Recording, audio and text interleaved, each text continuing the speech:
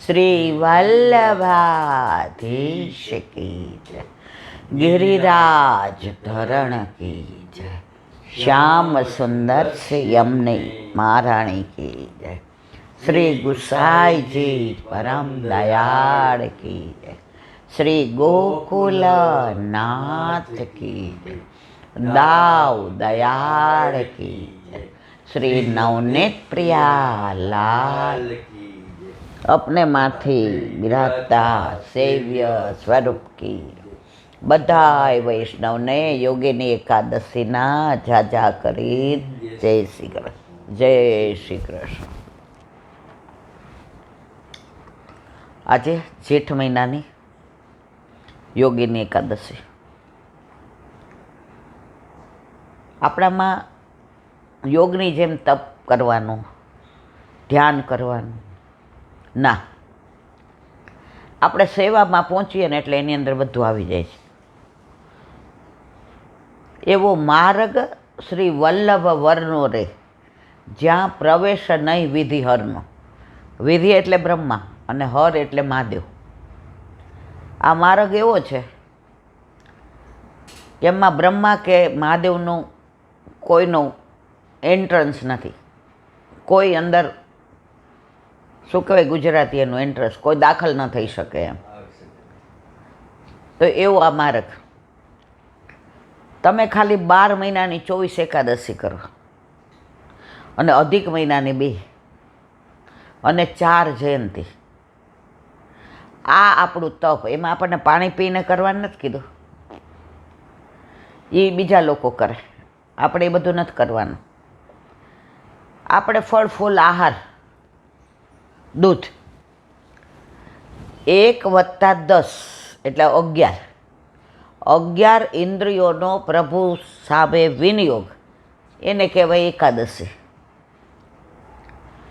કે રોજ તો કદાચ મન બીજે ફરતું હોય, આંખ બીજે જાય, કાન બીજે જાય. એકાદશી કે તમે જો તમને બહુ ખાધું ન હોય ને એટલે ઊંઘ ના આવે, આળસ ના આવે, બગાસા ના આવે, એટલે તમારું ચિત્ત પ્રભુ મારી. હવેની વાત જુદી છે. આ છેલ્લા 10-15 વર્ષથી તો ફરાળી શું ઢોસા ને ફરાળી પાણીપુરી ને ફરાળી ઇડલી સંભાર ને, ટૂંકમાં મારે કાંઈ કહેવું નથી. એકાદશ 11 ઇન્દ્રિયોનો પ્રભુમાં વિનિયોગ. અને ઉપવાસ, અપવાસ નથી, ઉપવાસ છે. અપ એટલે દૂર અને વાસ, પ્રભુથી ને દૂર જવું એને કહેવાય અપવાસ. ઓપ એટલે નજીક અને વાસ એટલે પ્રભુની. પ્રભુની નજીક રહેવું એને કહેવાય ઉપવાસ. અત્યારે આપણે ઘણા શબ્દોના અપભ્રંશ કરી નાખ્યા છે, જેના અર્થના અનર્થ થાય છે. એકાદશ ઇન્દ્રિયની વાત આવી તો આજે મેં ક્યાંક વાંચ્યું કે પહેલાં લગ્ન વ્યવસ્થા કેવી હતી કે વરરાજા ઘોડા ઉપર ચડીને જ જાય. ગમે એવા નાનાથી મોટા હોય, એ પરણવા જાય તો ઘોડે ચડીને જ જાય.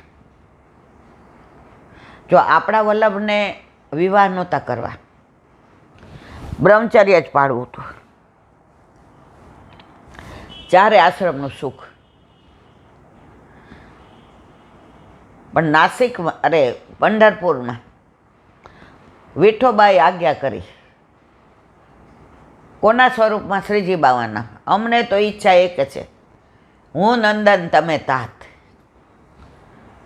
હવે સેવાકૃતિ ગુરુ રાજ્ઞા બાધનમ વા હરી છે. વલ્લભે આજ્ઞા શિરોમાન્ય કરી અને કાશીમાં મહાલક્ષ્મી વહુજી સાથે વિવાહ કર્યા. તો જો આપણા વલ્લભકુળમાં ગૃહસ્થાશ્રમને માન આપ્યું છે. જો બધું છોડીને તો ભગવાનને બધાય માની શકે. તમે સંન્યાસી થઈ જાઓ, નહીં તમારે ઘર, નહીં વર, નહીં છોકરા, નહીં કુટુંબ કબીલો, નહીં સમાજની વ્યવસ્થા, નહીં પૈસાની ચિંતા, નહીં ખાવા પીવાની, રસોઈની. બસ તમારે ધૂણી ધખાવી દેવાની. વલ્લભે આ ના પાડી છે કે તમે ગમે ત્યાં જાઓ, ગમે એનું અન્ન લ્યો તો તમારું મન બગડા વિના નહીં રહે. એના કરતાં ઘરમાં રહી અને ઘરમાં જે પર્યાપ્ત છે એના દ્વારા પ્રભુની સેવા કરો. આપણે વાત ઘોડે ચડીને લગ્ન કરવાની હતી, તો આજે મેં સરસ વાંચ્યું કે પહેલાં વરરાજા લગ્ન કરવા જતા તો ઘોડે બેસીને જતા, અને ઠાકોરજીના જે શેરાના કીર્તન આવે છે એમાં આવે છે, મૈયા મેં તો ઘોડી ચડુંગો. ગાડીમાં જઈશ કે હેલિકોપ્ટરમાં નથી લખ્યું. બધા કે ત્યારે હેલિકોપ્ટર નહોતું, પુષ્પક વિમાન હતા હો મારવાલા. આ ત્યારના વખતનું જ અત્યારે છે. તમે વિજ્ઞાનને માનો એટલે તમે આ વિજ્ઞાનની શોધ કહો છો. અમે ભગવાનને માનીએ એટલે અમે બધું એના અનુસંધાનમાં જ કહીએ. આજે કાલે છોકરાની વાત કરી ડિપ્રેશનની, 10-10, 12-12 ગોળી લેતા ડિપ્રેશન મટ્યું, કારણ કે એને દુસંગ લાગ્યો હતો. પણ ઠાકોરજીનું સાનિધ્ય કેવું કે ગોળીઓ બંધ થઈ ગઈ, અને જ્યાં એનું મૂળ હતું ત્યાં એ પહોંચી ગયો. સાક્ષાત પુષ્ટિ પુરુષોત્તમ છે એની પ્રતીતિ કરાવી. તો અહીંયા કહે છે, પેલા ઘોડે ચડીને એટલે જ હતા કે ભાઈ હવે તું બ્રહ્મચર્યાશ્રમમાંથી ગૃહસ્થાશ્રમમાં પ્રવેશ કરવા જઈ રહ્યો છે. ગૃહસ્થાશ્રમ ફક્ત મોજ મજા કરવા, એશો આરામ કરવા નથી. ગૃહસ્થાશ્રમ ઘોડાની લગામ હાથમાં લ્યો. ઘોડાને તો એક જ લગામ હોય, પણ તમારા શરીરની 11 ઇન્દ્રિયોને નાથવાની છે, વાળવાની છે, નાથવાની નથી. હવે આ 11 ઇન્દ્રિયોને જે વાળી શકે, પોતે ધારે ત્યાં એને મોકલી શકે, એનો જ ગૃહસ્થાશ્રમ સફળ થાય. પહેલાં ક્યાંય આટલા છૂટાછેડા નહોતા જોયા. અત્યારે લગ્નમાં ગયા હોય ને 2 વર્ષ પછી પૂછીએ, છે કાંઈ નવીનમાં બેટા? એટલે આંટી તમને ખબર નથી, અમારે તો ડાયવોર્સ થઈ ગયા.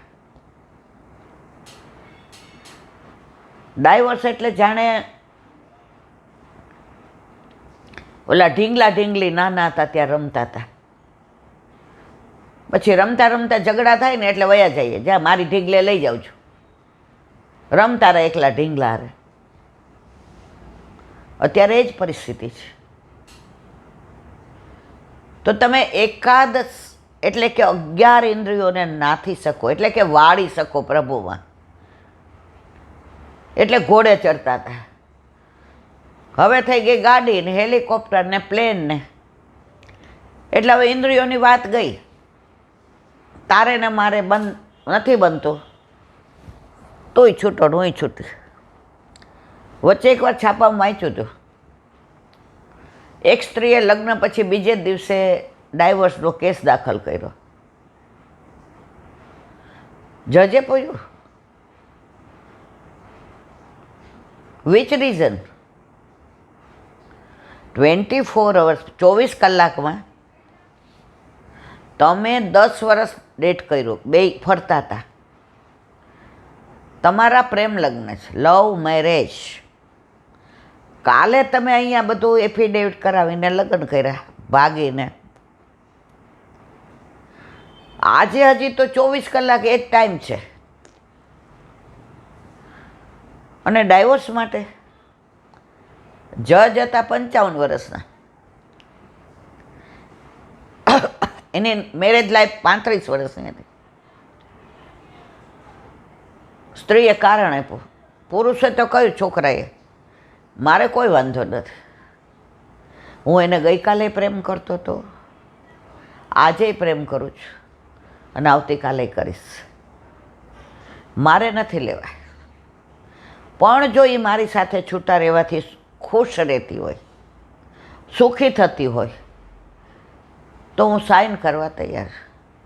જજ કે પણ કારણ, હવે બધા બેઠા હતા એટલે છોકરી હોશિયાર હતી, સ્માર્ટ હતી. એ કે મેં અંદર મેન્શન કર્યું જ છે, લખ્યું જ છે. જજ કે નહીં, તમારે મોઢે બોલો, તમને કોઈ દબાણમાં નથી લખાયું ને. સર મને બીજું કોઈ વાંધો નથી, મને અતિશય પ્રેમ કરે છે, મને એની સાથે બહુ ગમે છે, પણ રાતના એટલા નસકોરા બોલાવે છે ને, ખરાટા, એ મારાથી સહન નથી થતા, એટલે મારે છૂટાછેડા લેવા છે. આ કોઈ કારણ છે? અત્યારે પરિસ્થિતિ આ છે. જજ કોઠા ડાયા હતા.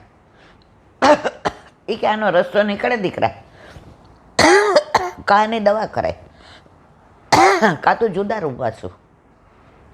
એ કે ઓ આઈ હેવ નો આઈડિયા, મને આવો કોઈ આઈડિયા જ નહોતો. તો કે મારી ઈચ્છા એવી છે જજ કે તમે બે આપણે તારી અરજી એપ્લિકેશન પેન્ડિંગમાં રાખીએ, તમે 6 મહિના સાથે રહ્યો અને કાં દવા કરાવો ને કાં તારે તમે બે વાતો કરો, હંસો બોલો, ત્યાં સુધી ભેગા રહો. ઊંઘ આવે એટલે જુદી સૂઈ જતું. It's okay, no problem. 6 મહિના પછી જજે નોટિસ મોકલી, નાવ વોટ યુ વોન્ટ, હવે તમારે શું કરવાનું? બે આવ્યા, અરજી પાછી ખેંચી લીધી કે અમે તો જન્મ જન્મના સાથી છીએ. આ પ્રેમ છે? આ લગ્ન વ્યવસ્થા છે? આ એકબીજાને જીવનમાં દીધેલા કોલ છે? તો તમે જ્યારે ગૃહસ્થાશ્રમ સ્વીકારો છો, એક્સેપ્ટ કરો છો, ત્યારે સ્વીકારીને જ ચાલો કે જેવો છો એવો મને ગમે છે. અને છોકરો કે તું જેવી છો એવી. વલ્લભ એનાથી ને અલૌકિકમાં આગળ વધ્યા છે. મારે અનુસંધાન ના કરવું હતું એટલે લૌકિક દાખલો આપ્યો. આપણા ઠાકોરજી સાથે વિવાહ વલ્લભે કરાવી દીધા. હવે ઠાકોરજીએ કીધું, વલ્લભે પૂછ્યું કે આ જીવને આપણા હાથમાં સોંપવું છે. સોંપવું કે નહીં વલ્લભ પૂછતા નથી, કારણ વલ્લભ સામનેજી સ્વરૂપ છે. એટલે ગોવર્ધનનાથજી કોના વશમાં છે? સામનેજીના સ્વરૂપમાં. ઓ બરસાને વાલી ગુલામ તેરો બનવારી, ઓ બરસાને વાલી ગુલામ તેરો બનવારી. તો પ્રભુ જો આપણે વલ્લભને વશ,